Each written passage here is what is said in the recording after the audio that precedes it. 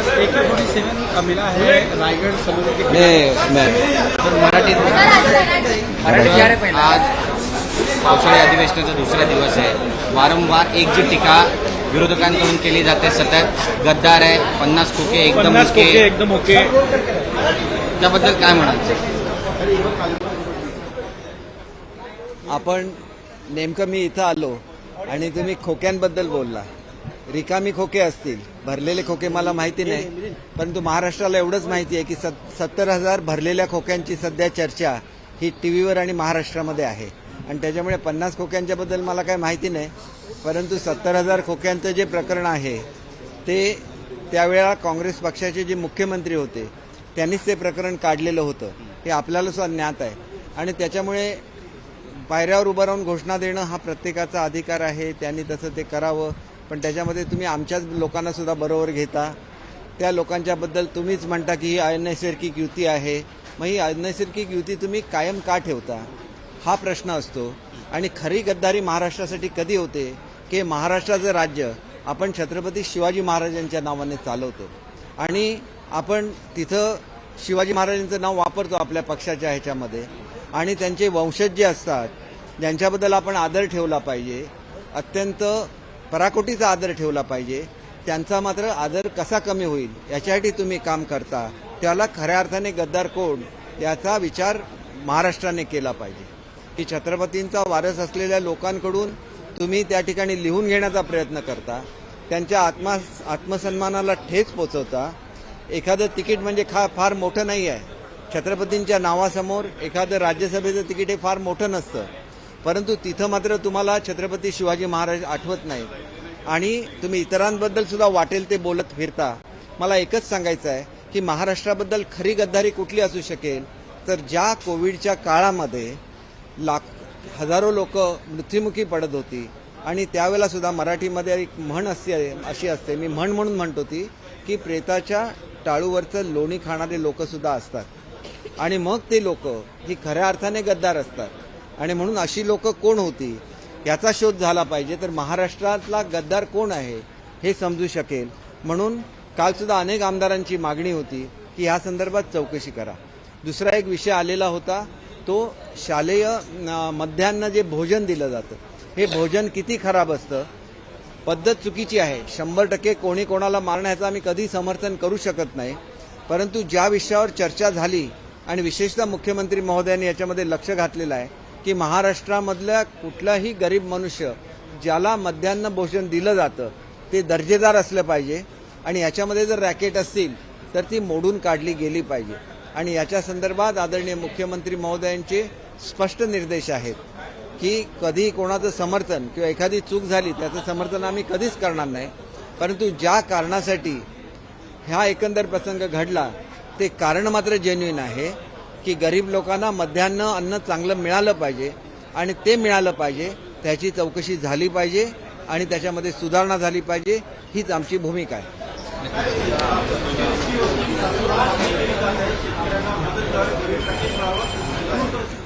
पॅकेजबद्दल फक्त बोललं जातं. 2.5 वर्षे ही लोक सत्तेमध्ये होती, त्यावेळेला तुम्ही 6,500च्या ऐवजी 10,000 देत होता, ते तुम्हाला जास्त वाटत होते आणि आम्ही 6,500च्या ऐवजी 13,000. जिथं बागायती आहे तिथं जवळजवळ लाख रुपयापर्यंत हे अनुदान पोचतंय. आपण 2 एकरचं जे हे होतं त्याच्याऐवजी आपण 3 एकरची मर्यादा वाढवली. लोकांना ज्यावेळेला लक्षावधी रुपये किंवा चांगली रक्कम मिळते 20,000 25,000, ज्या ठिकाणी 6,500 मिळत होते त्याच्याऐवजी 13,000 मिळत आहेत.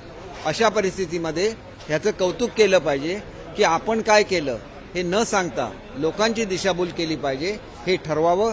म्हणून मला एकच सांगायचं आहे की आमचे शेतकरी हे आम्हाला अतिशय प्रिय आहे, त्यांच्यासाठी जे जे करायला लागेल आम्ही करू. त्यांचं ज्या वेळेला आम्ही कर्ज माफ केलं त्यावेळेला जे लोक नियमित कर्ज भरतात त्यांच्यावरचे 50,000 रुपये जाहीर झालेले होते. खरं तर ही मागणी मीच त्यावेळेला आमचं राज्य होतं त्यावेळेला केलेली होती, कारण कोकणामध्ये मोठ्या प्रमाणात वेळेवर कर्ज भरलं जातं, तर ती ह्या सरकारने मान्य केली. ताबडतोब ते पैसे रिलीज करण्याची आता सुरुवात झालेली आहे. शेतकऱ्यांचे पंचनामे नुसते करून भागत नाहीत, तर त्यांचा अकाउंट नंबर त्या ठिकाणी मिळायला लागतात, नावं करेक्ट असायला लागतात, कारण त्यांच्या डायरेक्ट खात्याला हे पैसे जमा होत असतात. त्याच्यामुळे शेतकऱ्यांची दिशाभूल करायची आणि आपली राजकीय पोळी भाजून घ्यायची. जे काय आज पेपरमध्ये येतंय त्याच्यापासून लोकांचं लक्ष दुसरीकडे वळवायचं, याच्यासाठी ही घोषणाबाजी चालू आहे. आणि आपण लोकांकडे दुर्लक्ष केलं, आपण बाळासाहेबांच्या विचारापासून दूर गेलो. हे लोकांना आणि आम्हीच बीजेपी बरोबर जाणार होतो आणि नवीन करणार होतो, याचं उत्तर सुद्धा जे लोक देऊ शकत नाहीत ते दुसऱ्यांना गद्दार म्हणत फिरतायत. याच्यासारखं महाराष्ट्राचं दुसरं दुर्दैव असू शकत नाही. त्यांच्या पहिल्या दिवशीची रेकॉर्ड तपासा आणि आजच्या दिवशीची रेकॉर्ड तपासा. एकच रेकॉर्ड सारखी सारखी वाजवली जाते. भाषणामध्ये दुसरं काहीच नसतं. तुम्ही जर मंत्री होता तर एकाच घरातले मंत्री 2 का केले? ते काय बाळासाहेबांना अपेक्षित होतं का? याचं उत्तर सुद्धा दिलं केलं पाहिजे. आणि मंत्री असताना तुम्ही तुमच्या ऑफिसमध्ये तरी जात होता का? याचं सुद्धा उत्तर दिलं गेलं पाहिजे. आम्ही जेव्हा मंत्री बनतो आमचा दिवसाचा प्रोग्राम तिथं लिहिलेला असतो, जेणेकरून कुठलाही मनुष्य, महाराष्ट्रातला सर्वसामान्य मनुष्य, त्याला अधिकार आहे आम्हाला येऊन भेटण्याचा. जिथं तुम्ही स्वतःच्या आमदारांना भेटत नव्हता, मंत्र्यांना भेटत नव्हता आणि ते जर तुम्ही भाषणं करत फिरत असाल तर आम्हाला तुमच्याबद्दल किती आदर असून दे, तुमचं हे रूप सुद्धा आम्हाला जनतेसमोर आणायला लागेल. कारण तुम्ही पक्षाचे अध्यक्ष असता त्यावेळेला भूमिका वेगळी असते, पक्षाची पदाधिकारी असते त्यावेळेला भूमिका वेगळी असते. परंतु ज्यावेळेला तुम्ही मंत्री होता त्यावेळेला तुम्ही संपूर्ण महाराष्ट्राचे असता आणि ती जबाबदारी जर तुम्ही पार पाडू शकला नसाल तर त्याचं उत्तर सुद्धा फिरत असतानाच महाराष्ट्राच्या जनतेला द्या. आणि मग बाळासाहेबांच्या विचाराबरोबर कोण राहिलं आणि गद्दार कोण आहेत? एकतर बाळासाहेबांचा हिंदुत्ववादी विचार होता, गर्व से कहो हम हिंदू असं बाळासाहेब म्हणायचे. आणि तुम्हाला इथं हिंदू हृदय सम्राट बाळासाहेब जिंदाबाद असं तिथं पायरीवर बसल्यानंतर म्हणा. तुम्हाला म्हणायचं आहे ना, मग तुम्ही महाराष्ट्राचे नागरिक आहात ना, महाराष्ट्राचे मंत्री आहात ना, एकदा तरी घोषणा देऊन दाखवा. तुम्हाला दिल्लीतून विचारलं जाईल ह्याच्याबद्दल. आणि म्हणून ही नाटकं, मला त्याच्याबद्दल काय म्हणायचं नाही, कोणाचा कमीपणा करायचं नाही आहे. पण आमचं हिंदुत्व खरं आहे. आमचं हिंदुत्व हे बाळासाहेबांचं हिंदुत्व आहे. आम्ही हिंदुत्वाच्या मुद्द्यावर या ठिकाणी इलेक्शनच्या सामोरं गेलेलो होतो. महाराष्ट्राच्या जनतेने आम्हाला निवडून दिलेलं आहे. ते निवडून दिलं, ते भाजप आणि सेना युती म्हणून निवडून दिलेलं आहे. तुम्ही महाराष्ट्रासाठी काय केलं, मराठी माणसासाठी काय केलं, याचा सुद्धा तुम्हाला उत्तर कधीतरी जनतेसमोर द्यायला लागेल. मुंबई महापालिकेमध्ये तुमचे 88 सदस्य निवडून आले, बीजेपीचे 84 सदस्य निवडून आले, तरी 4 वर्ष एकही पद न देता बीजेपी तुमच्या मागे ठामपणे उभी राहिली. ही सुद्धा वस्तुस्थिती आहे. आणि मग तुम्ही ज्यावेळेला बीजेपीमध्ये जाण्याच्या संदर्भातल्या बोलणी चालू होती त्यावेळेला कधीतरी महापालिकेचा विषय काढला का, मराठी माणसाचा विषय काढला का? हे सगळे मुद्दे चर्चेला आले पाहिजेत. आम्ही जे बोलतो हे मनापासून बोलतो, खरं बोलतो, कोणाला काही म्हणत नाही, कोणाला काही वाईट शब्दाने बोलत नाही. परंतु जे सत्य असतं हे शेवटी सत्य असतं. बाळासाहेबांचा विचार टिकला पाहिजे. तर आमच्यासारखे आमदार बाहेर पडले, प्रसंगी आपली आमदारकी त्यांनी पणाला लावली. आम्हाला दुसऱ्या पक्षात जर जायचं असतं आम्ही कधी जाऊ शकलो असतो, आमच्याविरुद्ध केसेस झाल्या नसत्या. परंतु त्या केसेसला तोंड देऊन सुद्धा आम्हाला सिद्ध करायचं आहे की शिवसेना ही बाळासाहेबांच्या विचाराचीच होती, हिंदुत्वाचीच होती आणि त्या विचाराबरोबर आम्ही आहोत. आणि म्हणून जे मुद्दे घेऊन आम्ही जनतेच्या समोर गेलो ते मुद्दे घेऊन आम्ही जिंकलेलो होतो आणि ते सरकार आम्ही पुन्हा आणलेलं आहे. त्याच्यामुळे ज्या लोकांना जनतेने नाकारलेलं होतं ते सरकारला काय बेकायदेशीर म्हणणार? आम्ही निवडून आणलेलं होतं, आम्हाला जनतेने मतदान केलेलं होतं. तुम्हाला जनतेने नाकारलेलं होतं, काँग्रेसला नाकारलेलं होतं, राष्ट्रवादीला नाकारलेलं होतं. ही वस्तुस्थिती आहे आणि ती वस्तुस्थिती घेऊन लोकांच्या समोर चला. जे तुम्ही केली ती जनतेशी केलेली, मी त्याला तो शब्द वापरणार नाही, पण तुम्ही अप्रामाणिकपणा जनतेशी केलेला आहे.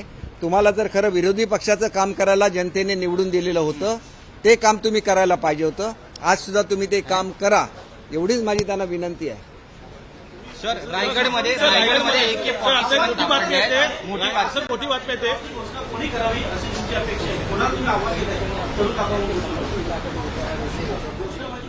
अहो, जे लोक म्हणतात ना की हे अनैसर्गिक युती आहे, त्यांनी एकदा तरी म्हणून दाखवावं. एकतर त्यांनी सांगावं की हे अनैसर्गिक युती आहे, नाहीतर त्यांनी ही घोषणा करून दाखवावी की हिंदू हृदय सम्राट बाळासाहेब ठाकरे यांचा विजय असो. हिंदू हृदय सम्राट म्हणण्यामध्ये काही चूक नाही आहे. हिंदुस्थानचे आहेत ना, ते लोकांच्या मनामधलं नेतृत्व आहे ना. एकदा म्हणा हिंदू हृदय सम्राट बाळासाहेब ठाकरे यांचा विजय असो, म्हणायला काय हरकत आहे? त्यांच्या पक्षाच्या याच्यावर तुम्ही राज्य केलं ना, महाराष्ट्रावर 2.5 वर्ष का होईना केलं ना. एकदा घोषणा तर द्या, आम्हाला सुद्धा बघू द्या. अहो, ज्या पक्षाने सावरकरांना स्वातंत्र्यवीर म्हणायला नकार दिला त्या पक्षांनी घोषणा करून दाखवावी. मग दिल्लीतून त्यांना काय होतं ते त्यांना कळेल. आणि त्याच्यामुळेच नाना पटोले साहेब अत्यंत प्रामाणिक आहेत आणि म्हणून ते म्हणतात की ही अनैसर्गिक युती होती, तुटली ते बरं झालं.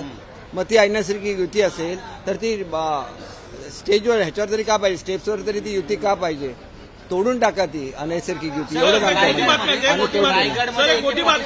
होड्यांमध्ये जे काही खाते वाटप झाल्यानंतर जी काही नाराजी शिंदे गटातल्या आमदारांमध्ये चर्चा सुरू आहे, तर ते म्हणतात की तुम्हाला जर परत यायचं असेल इकडे तर तुम्ही आमदारकीचा राजीनामा द्या. अहो, ते हिंदुत्वापासून लांब गेले, त्यांनी राजीनामा दिला का?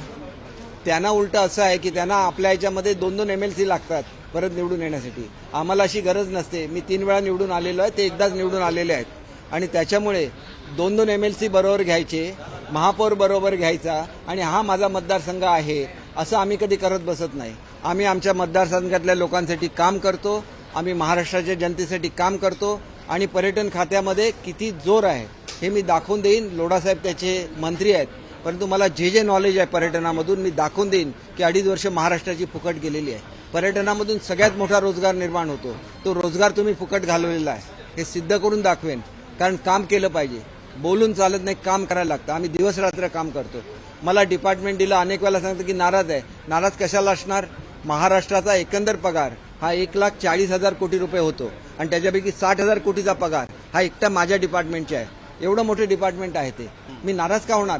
परंतु माझं जे काय एक्सपर्टाईज आहे, माझ्या कोकणाला न्याय मिळाला पाहिजे म्हणून माझी लढाई आहे. आणि त्या लढाईमध्ये इतर कुठलं डिपार्टमेंट असतं तर मला अधिक सोयीचं झालं तर एवढंच मी बोललो. ह्याचं कारण सुद्धा वेगळं आहे की ज्यावेळेला मी शिक्षण खात्याचा मंत्री होतो त्यावेळेला माझ्या जिल्ह्यासाठी काहीतरी मी केलं पाहिजे. परंतु माझ्या जिल्ह्याचा मुळातच निकाल हा 99.40% आहे, जो भारतातला हायेस्ट आहे. एवढा निकाल भारतामध्ये कोणाचाही नाही आहे. आणि मग त्या जिल्ह्याचा मी सुपुत्र आहे किंवा सदस्य आहे, कार्यकर्ता आहे, तर मला वाटणार की जे माझ्याकडे नाही आहे त्याच्यासाठी काहीतरी करायची संधी मिळावी. याच्या पलीकडे नाराजी बिराजी कोणाच्या एकाच्याही मनामध्ये नाही. आम्ही ज्यावेळेला आसाममध्ये होतो त्यावेळेला तुम्ही हे म्हणायचंच ना, आज 15 लोक परत येणार, 10 लोक परत येणार. एकही मनुष्य परत आला नाही, उलटा एक सदस्य कमी झाला. आणि आम्ही एकदा काम करायला सुरू झालं तर ते उरलेले 15 आहेत ना, ते सुद्धा शिल्लक दिसणार नाहीत. एवढं मी तुम्हाला नक्की सांगतो. कोकणातून मोठी बातमी येते, कोकणात रायगडमध्ये एका बोटीमध्ये AK-47 सापडलेली आहे. बोटीमध्ये कोणी नव्हतं आणि तिथे आता कर्फ्यू लावण्याची परिस्थिती आली आहे. कसं बघताय?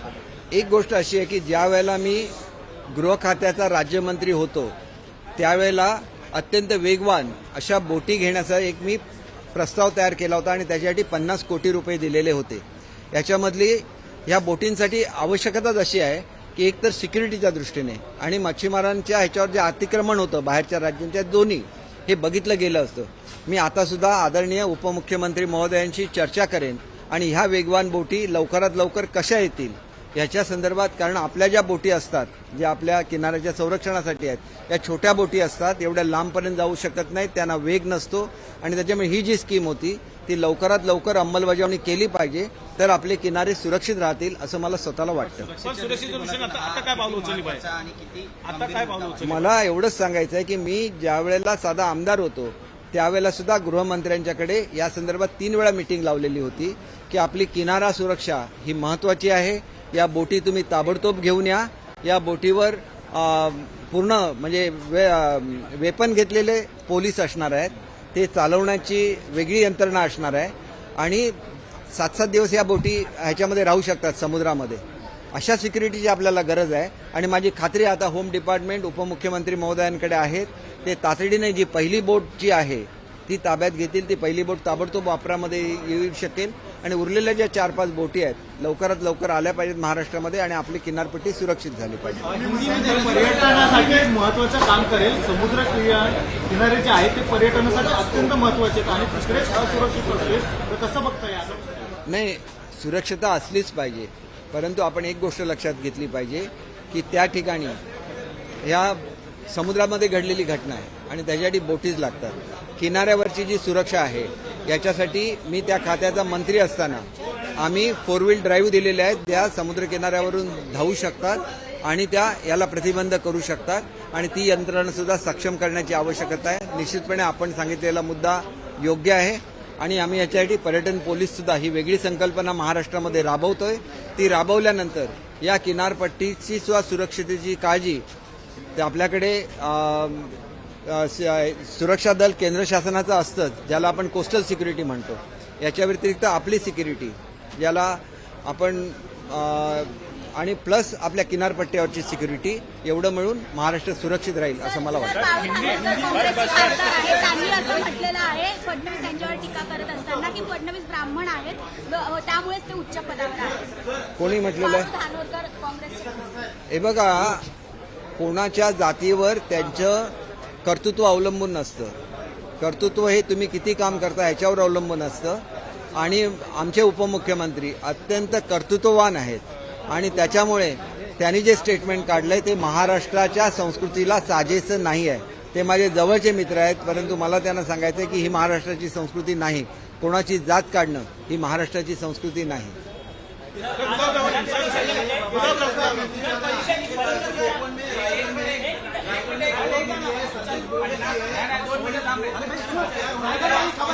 भाई आता 50 घेतले प्रश्न तर 2 मिनिटं थांबायला पाहिजे ना तुम्हाला.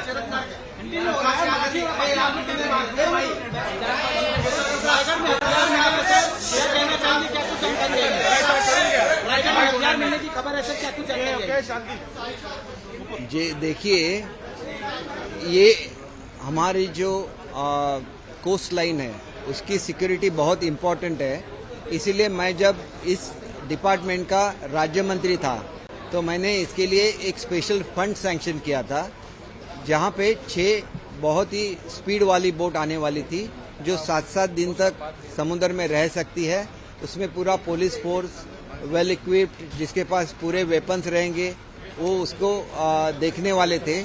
लेकिन बीच में 2.5 साल में इस डिपार्टमेंट को मैंने 3 बार होम मिनिस्टर साहब से मुलाकात की थी, उनको इसके बारे में रिमाइंड किया था.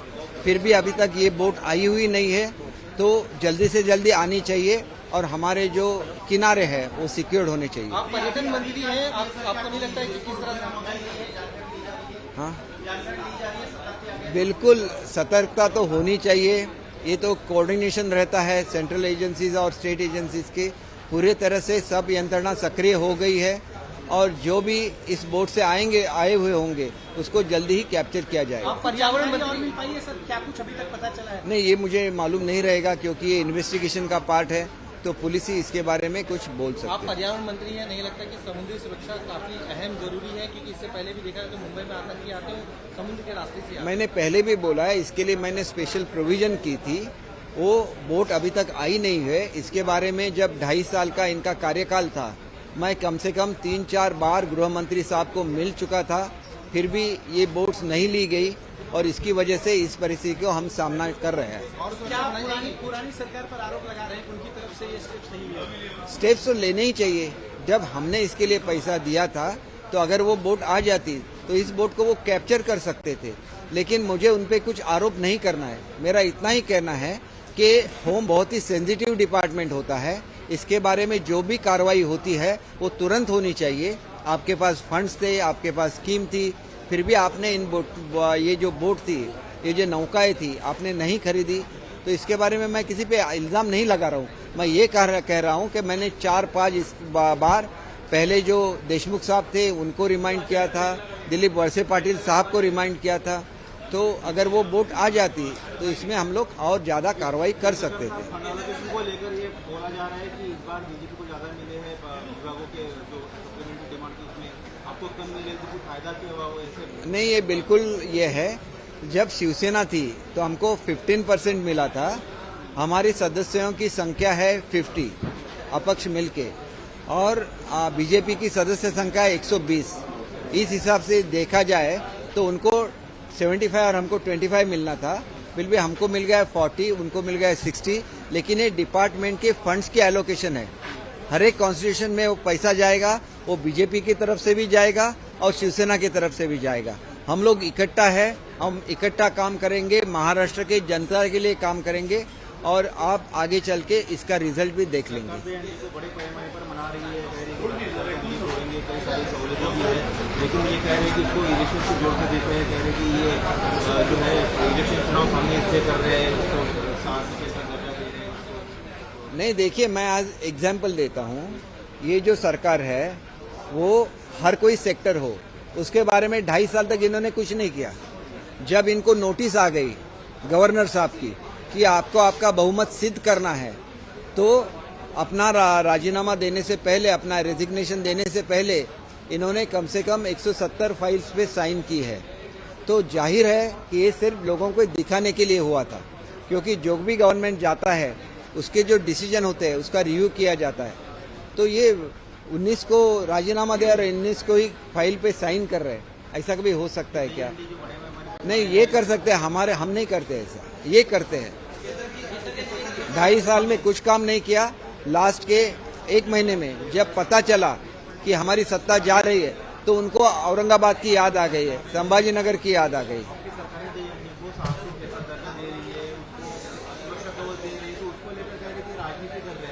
हम क्यों राजनीति करेंगे? देखिए, दही हंडी में जो आदमी नीचे गिर जाता है वो अपाहिज बन जाता है, और उसको अगर 10 लाख रुपया मिलता है इंश्योरेंस का और उसका अगर प्रीमियम सरकार भरती है, तो आज तक आपने ये क्यों नहीं किया? आपको ये तो महाराष्ट्र का कल्चर है, महाराष्ट्र की दही हंडी है, तो इसके बारे में महाराष्ट्र की सरकार को ही सोचना चाहिए। वो सरकार ने किया, और एक वहाँ पे जो भी ऐसे गिर जाते थे और उनकी जिंदगी खतरे में आती थी, उनको एक हाथ देने का काम, उनको प्रोटेक्ट करने का काम ये महाराष्ट्र शासन ने किया है।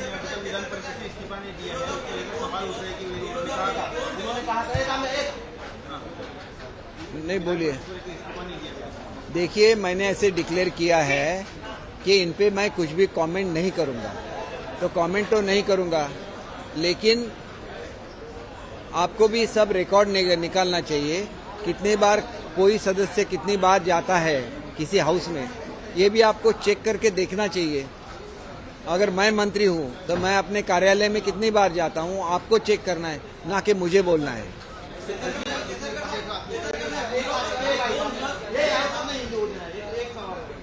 नहीं, किती विचार त्यांना विचार दिलं मराठी। देखिए, मैं मराठी भाषा का भी मंत्री हूं, तो मराठी को न्याय नहीं दूंगा तो कैसे चलेगा? नहीं, अभी तो मराठी भाषा को न्याय देना। मैं मराठी भाषा का मंत्री हूं, मैं मराठी भाषा का मंत्री हूं, न्याय तो देना पड़ेगा। विचार विरोधक गेली 2 दिवस विधानभवन पायऱ्यांवरती आंदोलन करतायत। सत्ताधारी आणि 50 टक्के एकदम ओके अशी घोषणा देत आहेत। या 50% जाण्याचं एक असा आहे की त्यांना खोक्याची सवय झालेली आहे आणि आता खोके मिळणार नाहीत म्हणून ते नाराज झालेले आहेत। आमचा खोक्याशी काही संबंध नसतो, आमच्या तत्वाशी संबंध असतो। मी जाहीर वेळा सांगितलं होतं, येऊन चेक करा, आमची हॉटेल चेक करा, घरे चेक करा, कुठे 5 रुपये 5-50 हजार मिळाले तर कुठेतरी यांचीच लोक अशी आहेत की कुठेतरी 10 लाखाचं आपलंच पाकिट करायचं आणि त्याच्यावर आपणच कोणाचं तरी नाव लिहायचं। ही पद्धत आमच्याकडे नाही, तुमच्या माहितीसाठी सांगतो। आणि म्हणून ते जे पाकिट मिळालं ना एका व्यक्तीकडे, त्याच्यावरचा हस्ताक्षर सुद्धा चेक करा, त्यांच्याचपैकी कोणाचं तरी तुम्हाला आढळून येईल। सागरकिरण योजना जी राबवली गेली केंद्र सरकारकडनं आणि राज्य सरकारने जी त्याच्यामध्ये आपण बघितलं तर पॉलिस्टर तिरंगे बनवण्यासाठी परवानगी नियम बदलले आणि त्याच्यामध्ये केंद्र सरकारनं पॉलिस्टरवरती देखील टॅक्स वगैरे माफ केला। आणि एक रिपोर्ट असा येतो हिंदुस्तान टाइम्सचा की रिलायन्स कंपनी सगळ्यात मोठी पॉलिस्टर मेकर झालेली इंडियात। नाही, गोष्ट एक आपण लक्षात घेतली पाहिजे की आपण नेहमी खादीचे झेंडे वापरतो, परंतु खादीचे झेंडे तेवढे तयार करायला सुद्धा वेळेची मर्यादा असते आणि त्याच्यामुळे कदाचित हा निर्णय घेतला गेला असेल।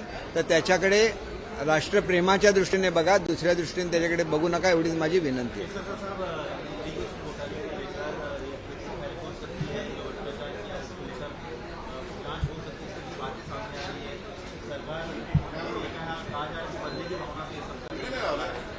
देखिए, मुझे इसके बारे में इतना ही कहना है कि ये जो घोटाला है, उस सरकार के उस वक्त के जो मुख्यमंत्री है उन्होंने इसके बारे में जिक्र किया था कि 70,000 कोटी रुपया खर्च हो गया, लेकिन 1% भी इरिगेशन नहीं बढ़ा, और तब से ये घोटाला चर्चा में आ गया। अगर ये कांग्रेस की मांग थी कि ये घोटाला लोगों के सामने आ जाए, तो आपको बुरा क्यों लग रहा है? आपको ये सोचना चाहिए कि हमारी ही मांग थी, उसमें अगर कोई दोषी नहीं होगा तो वो निर्दोष सिद्ध हो जाएगा।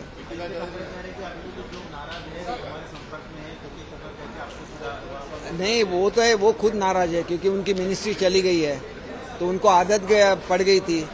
जब मिनिस्टर थे एक भी कार्यकर्ता को नहीं मिल रहे थे, अब हर जगह पे घूमते हैं, शाखा में जाते हैं, तो हमारे वजह से कुछ तो अच्छा हो गया। एबीपी माझा, उघडा डोळे बघा नीट।